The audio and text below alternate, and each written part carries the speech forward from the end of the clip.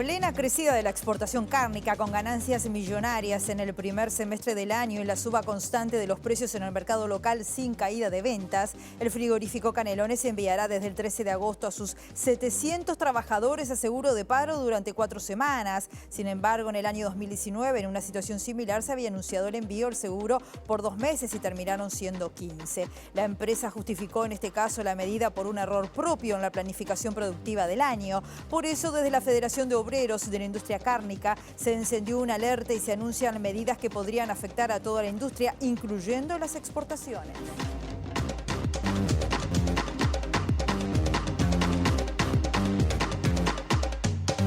¿Qué tal? ¿Cómo están? Bienvenidas y bienvenidos a MBD Noticias. Comenzamos el informativo desde Montevideo con 14 grados a esta hora y según Inumet va a seguir con una jornada que se va a presentar con el cielo nuboso, cubierto, y 16 grados va a ser la máxima anunciada. Siempre les comentamos cómo está Montevideo en materia de movilidad. Ahora estamos viendo algunas de sus cámaras del Centro de Gestión de Movilidad de la Intendencia de Montevideo. Tengan en cuenta que en 8 de octubre y Berro, por ejemplo, está afectada en media calzada hasta las 4 de la tarde, o está cerrada la calle María Orticochea entre Alcides de María y Cristóbal Cayetano de Herrera. Las obras se van a extender en este caso hasta el 29 del presente. Compartimos los principales titulares.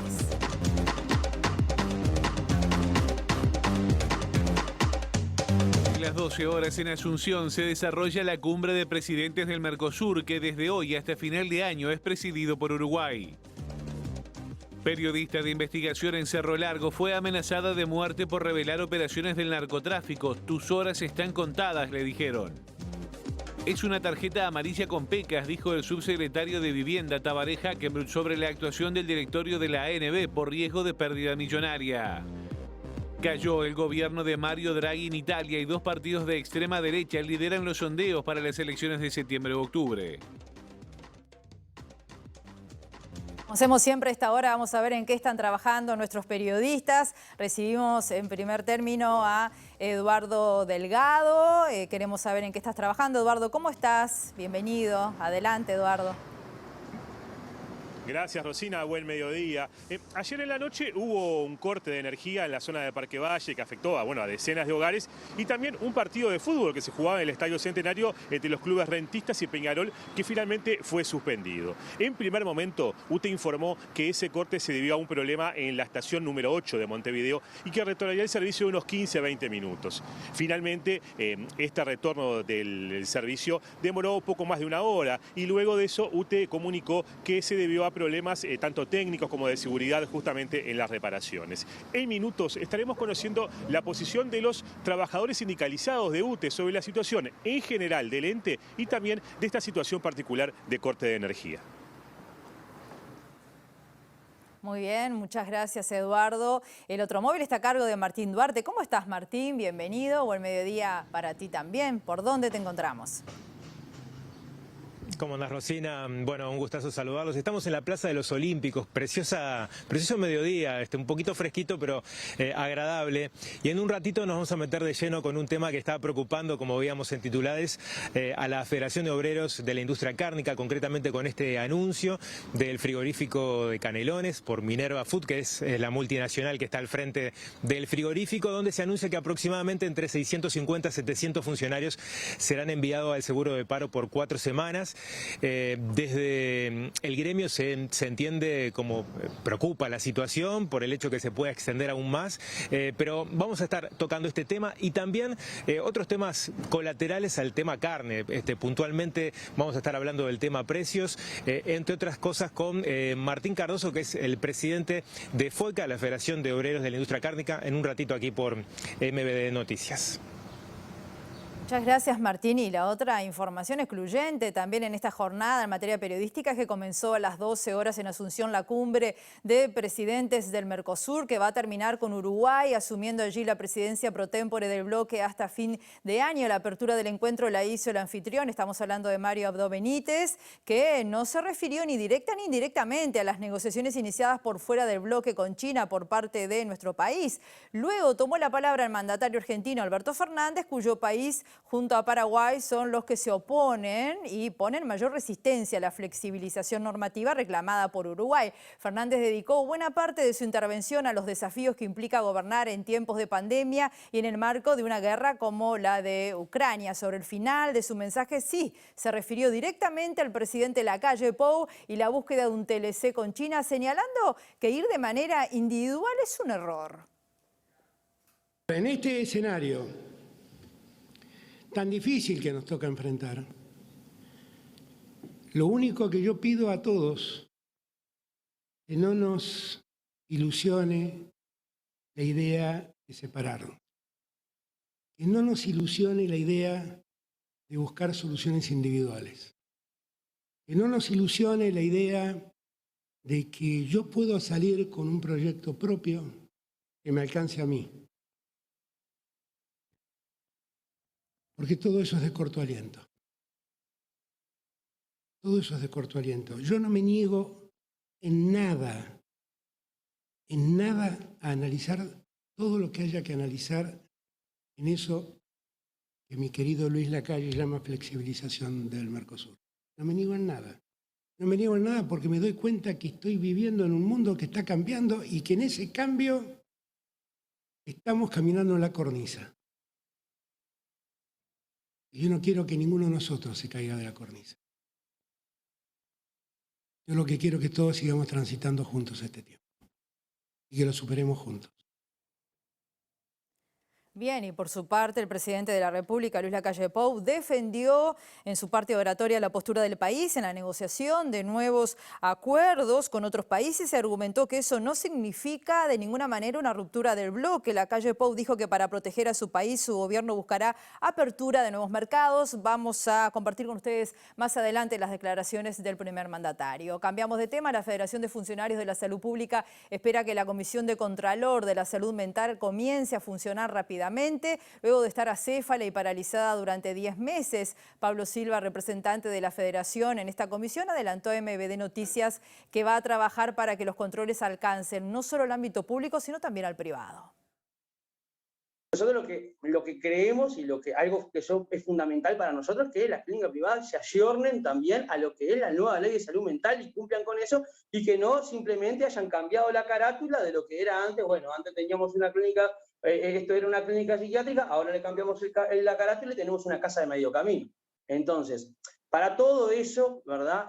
Para exigirle, como se le exige al público, ¿tá? Hoy en día, cuando se recorre el Vilar de hoy, se dice la fachada, lo edilicio, ¿verdad? Bueno, también queremos recorrer y observar qué es lo que sucede en los privados. Por eso para nosotros es un arma fundamental esto, es vital tener acceso a la información y bueno, estamos evidentemente muy ansiosos y con muchas ganas de comenzar a trabajar, a realizar un trabajo objetivo, pero sí con un trabajo de fondo que ya tenemos argumentado, con pruebas y que además, hoy en día habla por sí solo, ¿verdad? Hoy en día tenés un hospital Vilar de Bo que está repleto de cabo a rabo, ¿verdad? Donde además hay camas que se están alquilando en otros lugares porque el hospital está lleno.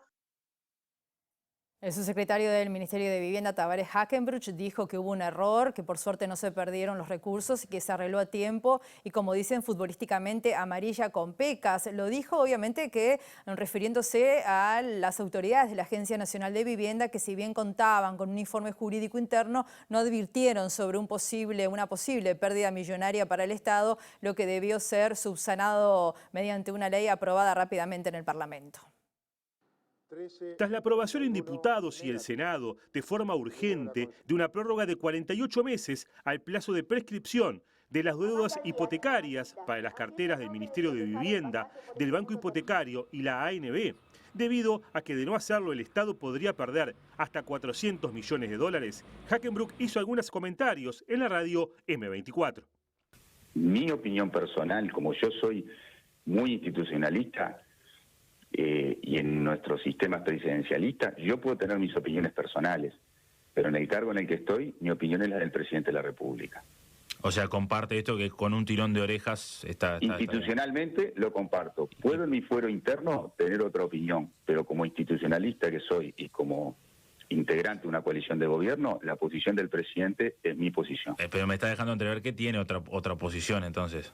No, yo lo que te digo es mi posición. Vos me preguntás cuál es mi posición.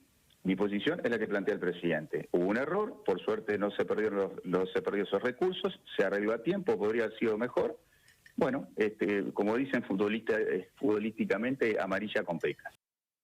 Recién hacíamos referencia a esta cumbre del Mercosur que está transcurriendo por estas horas y toda la atención centrada allí, por esta tensión que se está viviendo por la intención y decisión de Uruguay de negociar por fuera del bloque. Decíamos que el presidente Lacalle había defendido justamente la postura de Uruguay en la negociación de nuevos acuerdos con otros países. Lo decía de esta manera.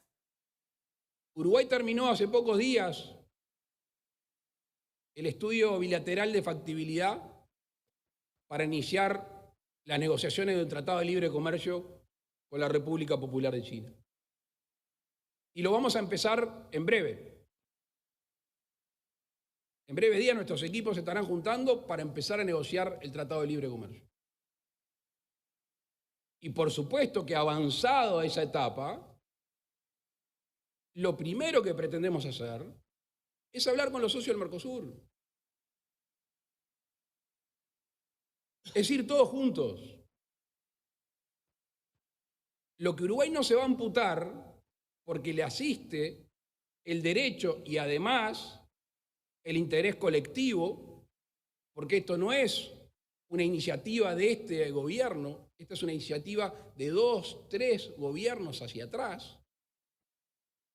Para ser claro, esto es un sentir nacional, no es un sentir de una coalición de gobierno.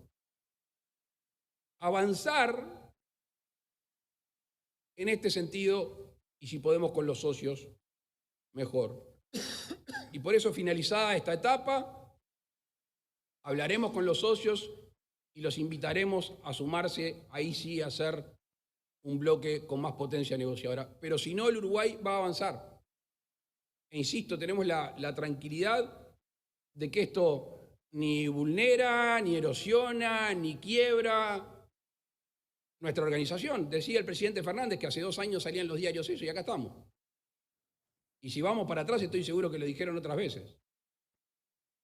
Y va a estar otro presidente argentino, otro presidente paraguayo, otro presidente brasileño y otro uruguayo acá y el Mercosur va a seguir existiendo.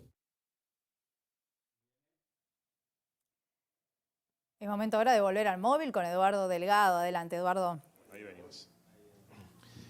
Sí, Rosina, como decíamos, ayer en la noche un corte de energía eléctrica en la zona del Parque Valle que afectó a muchos hogares y también provocó la suspensión de un partido de fútbol entre Rentistas y Peñarol. Para conocer un poco más de la situación en general de UTE y en particular de este corte, estamos con Gonzalo Castegrande de la Asociación de Funcionarios justamente de UTE. Gonzalo, ante todo, gracias por estos minutos. Contanos primero, en principio, qué información tienen de esta situación particular de ayer en la noche. Bueno, muchas gracias por la entrevista y, bueno, en particular ayer hubo una falla en la estación 8, es una de las estaciones que alimenta parte del estadio y bueno, se dio una falla eléctrica en el sistema y bueno, y eso provocó el apagón y la suspensión del partido posterior. Pero bueno, sí comentar de que, a ver, fallas en el sistema hay todos los días, a toda hora. Está claro que con este tipo de apagones que son tan mediáticos, jugando Peñarol, Estadio Centenario, bueno, había pasado también en Posito hace unos meses, había pasado en el Estadio de Plaza también. Apagones que son muy mediáticos y bueno, que ahí se prenden las luces rojas de qué está pasando en la UTE. Nosotros como sindicato venimos hace mucho tiempo denunciando una política de recorte. Fíjense que ayer a esa hora teníamos cerca de 3, 4 camionetas para todo Montevideo para reponer el servicio en todo Montevideo. O sea, estamos hablando de sacar los riesgos eléctricos, sacar los reclamos de domiciliarios, las aperturas en media tensión, como fue la del Estadio Centenario. Todo lo que es la distribución de la red, atendido por 3, 4 camionetas, es imposible. El recorte de personal que tenemos es muy grande, no damos abasto. En el interior nos pasa lo mismo, no solo esto, algo que pasa en Montevideo. Hay barrios y familias que se quedan 2 o 3 días sin luz sin que les podamos dar reclamo. Y bueno, y a eso basta con que haya un viento fuerte, algún tipo de cambio climático, aunque sea mínimo, y ya nos desborda. Hay problemas bueno, con los materiales, por ejemplo. Nosotros hoy estamos teniendo problemas. Una de las cosas que mucho se ha hablado en estos últimos días es el tema del robo de los cables, por ejemplo. Bueno, nosotros cuando vamos a un hurto de cable, ya hemos tenido propuestas del sindicato y se venían realizando de esta forma, cambiamos el cobre por el aluminio. Bueno, la UTE no tiene cable de aluminio, hace meses que no tenemos cable de aluminio para reponer el cable de cobre. O sea, hay una mala gestión, hay un recorte instalado, una política de recorte instalada, pero también el pueblo uruguayo tiene que saber de que la UTE no es una empresa que está en crisis, es una empresa súper dinámica, que hace más de 9 años que da superávit, pero lamentablemente a la interna tiene una política de recortes que lo que hace es que no se rebaje la tarifa a la gente, porque el año pasado dio más de 200 millones de dólares de ganancia y eso no se vio reflejado en la rebaja de la tarifa, y tampoco en las condiciones de trabajo y en los trabajadores y trabajadoras de la UTE. O sea, a la interna tenemos un recorte y para afuera le siguen subiendo la tarifa a la gente. Entonces, me parece que hay una situación complicada. Y Castegrande, justamente estos hechos que mencionas del tema de recortes, de falta de materiales, ¿inciden en esto que ustedes perciben de entonces más apagones en diferentes zonas de Montevideo del interior, que claro, no tienen la trascendencia de este de ayer? Exacto. Exacto, basta solo con hacer una encuesta en el conjunto de familias, de las familias uruguayas para ir a los barrios de Montevideo, ir a las pequeñas localidades del interior. Hacemos cientos de kilómetros para ir a reponer algunas localidades porque no tenemos gente. En Montevideo, bueno, ya comentábamos cómo era la situación, o sea, estamos complicados. Lo que pasa es que esto se expresa cuando se dan este tipo de cosas. Y bueno, no sé, habrá que hacer alguna consulta popular, ahora que también estamos de consultas populares, por un lado para, bueno, a ver si la gente quiere que ingrese gente o no a la UTE para poder tener un servicio mejor, y por el otro lado capaz que hay que hacer una consulta popular a ver si la gente quiere que baje la tarifa o no. Ahora, se da como una contradicción entre una empresa que tiene un superávit importante, que entra a las arcas del Estado, y por el otro lado lo que ustedes denuncian como trabajadores de falta de recursos. Sí, porque también se está dando un proceso de profundización de las privatizaciones, y ahí tenemos dos situaciones. La primera, que la UTE tiene un porcentaje altísimo de tercerizaciones, donde paga 170 millones de dólares anuales a empresas privadas que trabajan para UTE, y en el otro plano tenemos una profundización del marco regulatorio, que es la ley que privatiza la generación de la UTE, donde hoy la UTE está haciendo contratos con empresas privadas, con grandes empresas privadas, algunas multinacionales como la Coca-Cola, hizo con Ipusa y con Central Lanera, donde le están haciendo contratos específicos para rebajarle la luz a esos grandes empresarios y a esas grandes empresas. Y bueno, entonces hay una plata que si se va en exoneraciones, se va en incentivos fiscales, se va en descuentos comerciales, y a su vez después tenemos los grandes generadores, que son a lo que la UTE le paga cerca de 500 millones de dólares anuales para que le vendan energía a UTE. Bueno, tenemos una situación económica que está complicada. Por eso que nosotros desde el sindicato reivindicamos que se pare con la política de recortes, porque necesitamos gente y necesitamos inversiones y recursos para poder brindar un mejor servicio, y que se le baje la tarifa al pueblo uruguayo a nivel de las familias, a nivel residencial, que estamos en las tarifas más altas de América Latina, no así en las tarifas de los medianos y grandes consumidores, que estamos en un promedio a nivel tarifario. Muchas gracias, Castegrande, muy amable. Gracias a ustedes. Rosina, aquí está la posición entonces de los trabajadores sindicalizados de UTE sobre la situación del ente. Volvemos contigo. Muchas gracias, Eduardo. Entre tanto, les contamos que la periodista de La Voz de Melo y corresponsal para Canal 10 y las radios públicas, hablamos de Cilia Techera, denunció este miércoles ante la Jefatura de Policía de Cerro Largo haber sido amenazada de muerte mediante un mensaje privado en Facebook. La amenaza tuvo lugar luego que la periodista publicara investigaciones sobre bandas criminales en la frontera noreste del país. Por el simple hecho de haber publicado una información sobre una persona en mi muro de Facebook, aparentemente en esa información que coloqué, que supongo yo que podría haber sido algún informe policial, y en donde se habría definido a esta persona como asesino, delincuente. Ese sería el hecho que habría motivado a esta persona a realizar la amenaza de muerte a través de la mensajería privada de Facebook. En la amenaza contra Techera le recomiendan que te cuides en la calle porque tus horas están contadas. Si querés tomarlo como una amenaza, yo te lo digo como un aviso. Te voy a hundir la cabeza a tiros en la calle. Sé dónde vivís, declarate por muerta por el simple motivo de que usted publicó en su muro una publicación hablando cualquier mierda de una persona que usted no se tiene que meter. Y por haberlo llamado bandido, criminal, delincuente y asesino, sostiene el mensaje. La policía tiene datos firmes a través de Interpol, desde dónde o desde qué lugar partió la amenaza. Yo creo que fue aquí mismo dentro de Cerro Largo. En realidad es como un hecho injusto, ¿no? Que te llegue una amenaza de este tipo, o sea, con ese tono de amenaza de muerte, de que te van a agarrar a balazos a la calle, pareciera que no fuera nuestro país. Recibimos ahora nuevamente a Martín Duarte para desarrollar la información que nos prometía. Adelante, Martín. Gracias, Rosina. Bueno, les comentábamos que la Federación de Obreros de la Industria Cárnica está en alerta, no solamente por lo que está ocurriendo o lo que va a ocurrir ahora en el mes de agosto con los funcionarios del frigorífico Canelones, sino también por situaciones que se replican tanto en Salto como en Colonia. De eso vamos a estar conversando con Martín Cardoso, que es presidente de FOICA. Martín, buenas tardes en primer lugar. ¿Preocupa esta situación que se ha dado en estos departamentos, puntualmente lo que hablábamos del frigorífico de Canelones? Bueno, primero que nada, buenas tardes, agradecerle a ustedes por el espacio. Sí, obviamente que a nosotros nos preocupa, venimos ya en conversaciones con los compañeros.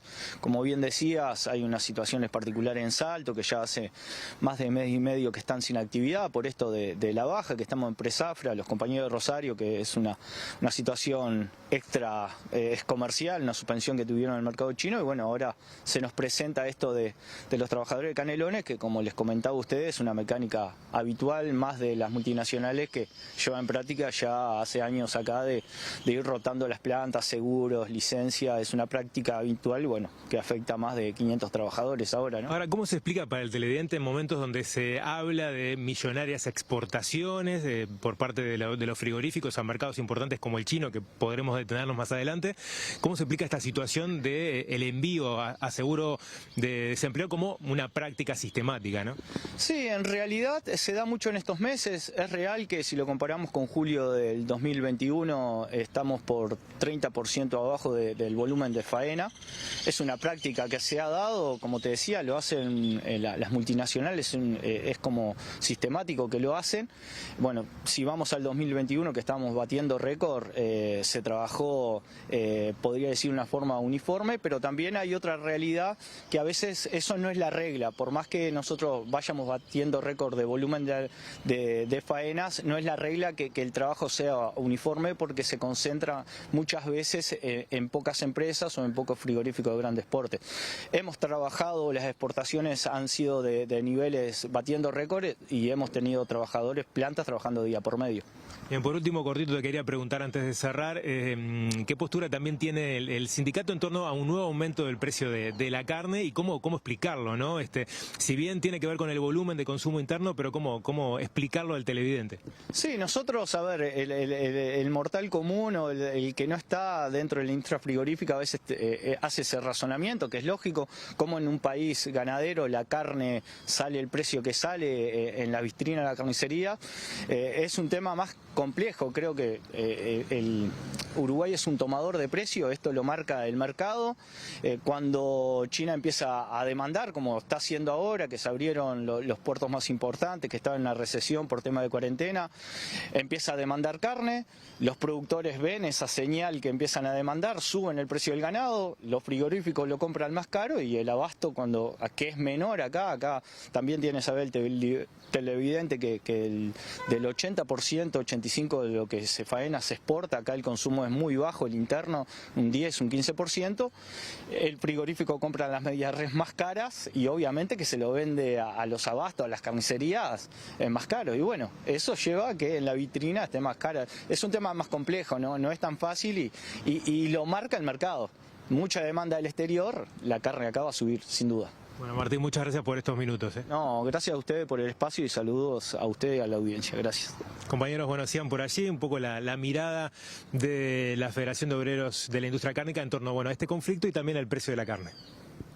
Muchas gracias, Martín. Y antes de ir a la pausa, les contamos una información de hace minutos. La Fiscalía archivó las denuncias de actos de espionaje en democracia por considerarlos prescriptos. La investigación a cargo de Fiscalía de Delitos Económicos de primer turno concluyó que se efectuaron acciones irregulares e ilícitas de espionaje desde el año 1985 y en principio hasta el año 2005 por agencias de inteligencia del Estado, pero que los delitos denunciados prescribieron, por lo que archivó la denuncia. Vamos a estar ampliando, obviamente, esta información en nuestra edición central.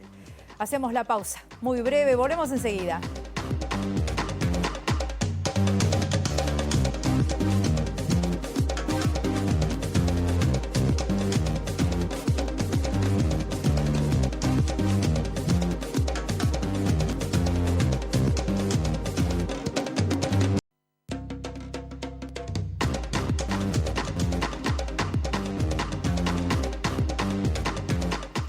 Segundo bloque de MBD Noticias, continuamos en el informativo y les contamos que la Intendencia de Montevideo inauguró las obras de acondicionamiento del espacio público ubicado sobre la calle Quintela y Pasaje C en el barrio Padre Cacho. Allí, junto a vecinos y vecinas, se diseñó un espacio público con rincón infantil que apunta a una mejora de la convivencia y una apropiación de la ciudad.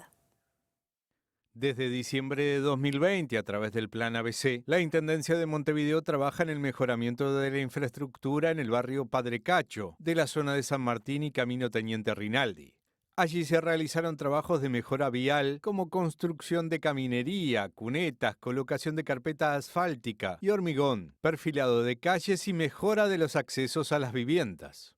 Las obras de infraestructura se completaron con trabajo social con participación de las y los habitantes de la zona y tareas de limpieza. Atendiendo a la demanda de vecinas y vecinas, se diseñó un nuevo espacio público de reunión y convivencia que cuenta con un rincón infantil en el que se colocaron bancos de hormigón y un cerco de madera con 3 módulos. Se instalaron además hamacas escolares y para bebés, subibajas, aparatos de calistenia y un mangrullo con juegos infantiles. También se construyó media cancha de básquetbol con aro. A esto se sumó infraestructura en la cancha de fútbol que tiene lugar. Para estas obras, la Intendencia de Montevideo destinó una inversión de 3.416.713 pesos.